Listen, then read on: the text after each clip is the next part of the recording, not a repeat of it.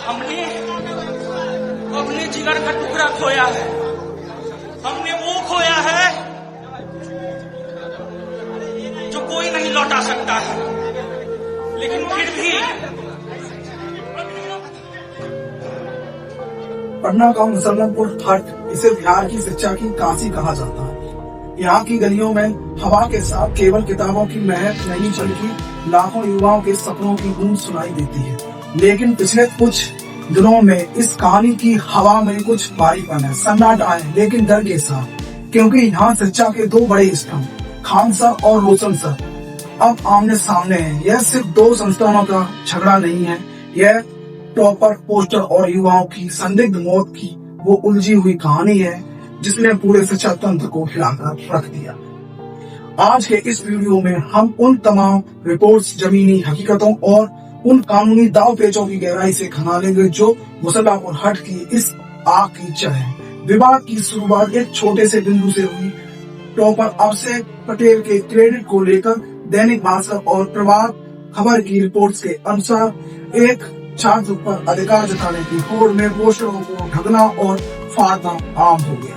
दोस्तों, जरा सोचकर देखिए, जो छात्र अपनी पूरी जमा पूंजी लगाकर माता पिता से कर्ज लेकर यहाँ उम्मीदों का पोटला लेकर आते हैं, वो जब यह देखते हैं कि उनके गुरु और संस्थान किताबों पर चर्चा करने के बजाय पोस्टरों की लड़ाई में उलझे हैं, तो उनके मन में क्या वो बीतती होगी। शिक्षा के इस मंडी में जब ब्रांड इतना बड़ा हो जाए कि शिक्षा उनके नीचे दब जाए, तो हार छात्र की होती है। यह पोस्टर सिर्फ कागज नहीं है, यह उन छात्रों की आत्मविश्वास है जो उम्मीद करते हैं कि उनके संस्थान उन्हें बेहतर भविष्य देगा, ना कि उनके किसी गुटबाजी में मोहरा बनाएगा। जून 2026 की शुरुआत होते होते स्थिति बेकाबू हो गई। तोड़-फोड़, गाली गलौज और यहाँ तक कि फायरिंग की खबरें भी आई। जी न्यूज और एबीपी न्यूज की रिपोर्ट के मुताबिक स्थिति इतनी गंभीर हो गई कि प्रशासन को सख्त रुख अपनाना पड़ा और रोशन आनंद को गिरफ्तार कर लिया गया। क्या आज मुसल्लमपुर हट में कलम की जगह लाठियों ने ले ली है? यह दृश्य न केवल भयावह है बल्कि शर्मनाक भी है। हम किस समाज का निर्माण कर रहे हैं जहां सहमति होने पर हम कानून को हाथ में ले लेंगे। शिक्षक का काम समाज को रास्ता दिखाना, अंधेरे से उजाले की ओर ले जाना होता है, लेकिन यहाँ तो रास्ते ही बंद कर दिए हैं। यह हिंसा उस हर छात्र का अपमान है जो कोचिंग के बेंच में बैठकर अपनी आंखों में बड़े बड़े सपने सजो रखा था। क्या यही वो शिक्षा है जो हम अपनी आने वाली पीढ़ी को दे रहे हैं? अब इस पूरे विवाद में बहुत ही दुखद और डरावना मोड़ लिया है। प्रिंस यादव को नेपाल में हुई संदिग्ध मौत, रोशन आनंद का पक्ष इसे एक गहरी साजिश और टारगेट हत्या बता रहा है, जबकि खान सर के पक्ष में इन आरोपियों को पूरी तरह खारिज कर दिया गया है। मौत किसी भी बहस से बड़ी होती है। एक घर का चिराग बुझ गया, एक माता पिता ने अपना बेटा खोया, चाहे सच कुछ भी हो। एक इंसानी जान की कीमत किसी भी कोचिंग सेंटर की लड़ाई से कहीं अधिक है। आज पूरा मुसल्लमपुर हट इस बात से सहमा हुआ है कि आखिर यह नफरत कहां जाकर रुकेगी। क्या हम अपनी अगली पीढ़ी को यही सिखाना चाहते हैं कि सफलता पाने के लिए बाहुबल की जरूरत है? यह मामला अब एक आपराधिक जांच का विषय है और हम उम्मीद करनी चाहिए कि सच जल्द सामने आए। बीबीसी हिंदी की अपडेट्स के मुताबिक खान सर को कोर्ट से फिलहाल अंतरिम राहत मिली है। नारकोटिक टेस्ट की मांग भी जोर पकड़ रही है, जो इस केस की गंभीरता को दर्शाता है।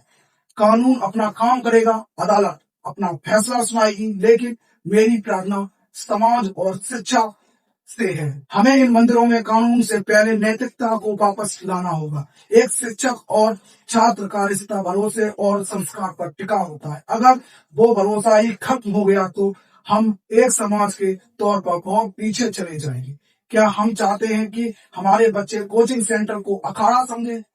तो क्या मुसल्लमपुर हट बदल गया है? हाँ, यह विवाद एक बड़ी चुनौती है।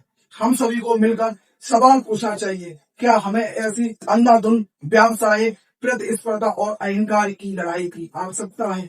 हमें ऐसे माहौल की जरूरत है जहां चर्चा विषयों, सिद्धांतों और राष्ट्र निर्माण पर हो, ना कि फायरिंग और पोस्टरों पर। छात्रों साथियों, आप जागरूक बने, अपने शिक्षक को उसी नजर से देखें जो आपको ज्ञान दे। अगर शिक्षक अपनी मर्यादा भूल रहे हैं तो आप उन्हें याद दिलाएं, क्योंकि आप ही कल का भविष्य है, ना कि ये कोचिंग के बड़े बड़े बोर्ड।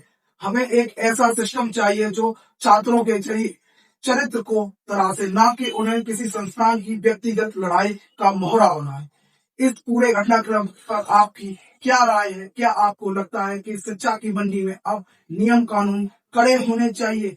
क्या शिक्षकों के लिए कोई आचार संहिता होनी चाहिए? कमेंट में अपनी बात रखें। शिक्षा का मान बचाना हमारी जिम्मेदारी है। जागरूक रहें और सच के साथ खड़े रहें। धन्यवाद।